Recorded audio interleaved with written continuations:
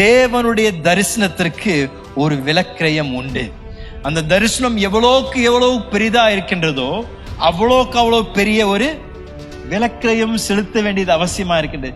தேவனுடைய தரிசனத்திற்கு நம்மை நாம் அர்ப்பணிப்போம் என்றால் ஏதாவது ஒரு இடத்துல நாம் தேவனுக்காக சில காரியங்களை விட்டு கொடுப்பது அவசியம். விட்டு கொடுக்கும் பொழுதுதான் தேவன் அதன் மூலமாக தம்முடைய ராஜ்யத்தை நம்மளை கொண்டு தேவன் கட்டி எழுப்புகின்றார். இந்த வருடம் நான் உங்களை பார்த்து சவாலா சொல்கின்றேன், தேவனுடைய ராஜ்யத்தை கட்டுவதற்கு நீங்கள் அந்த வாஞ்சை இருந்தீங்கன்னா, அதற்கு நீங்கள் உங்களை ஒப்பு கொடுத்தீங்கன்னா, அதுக்கு செலுத்த வேண்டிய அந்த விலக்கிரயத்தை செலுத்தினீங்கன்னா, தேவன் உங்களையும் கொண்டும் உங்கள் குடும்பத்தை கொண்டும் மிக பெரிய காரியங்களை நிச்சயமாக தேவன் செய்வார்.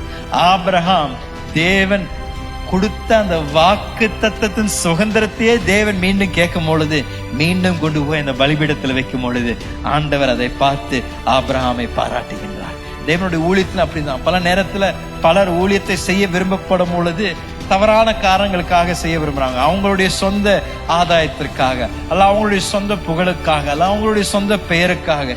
இன்றைக்கு மூளைக்கு சபை ஆரம்பித்து ஊழியத்துக்குள் பலர் பிரவேசிக்கின்றார்கள். ஏதோ ஒரு வேலையை அவங்க எடுக்கிற மாதிரி ஊழியத்தை செய்கின்றார்கள். அப்படி இல்லைங்க.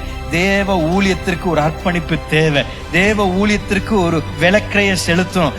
ஆனால் இதையும் நான் சொல்வது அவசியம், தேவனுக்காக என்னெல்லாம் விட்டு கொடுக்கின்றீர்களோ அதை தேவன் உங்கள் வாழ்க்கையில 10 மடங்கு 60 மடங்கு 100 மடங்கு தேவன் மீண்டும் உங்கள் வாழ்க்கையில் திருப்பி தருவார். அது நிச்சயம். தேவன் யாருக்கும் கடனாளியாக இல்லை. தேவனுக்கு யாரும் கொடுத்து கடன் தேவன் வைப்பதில்லை.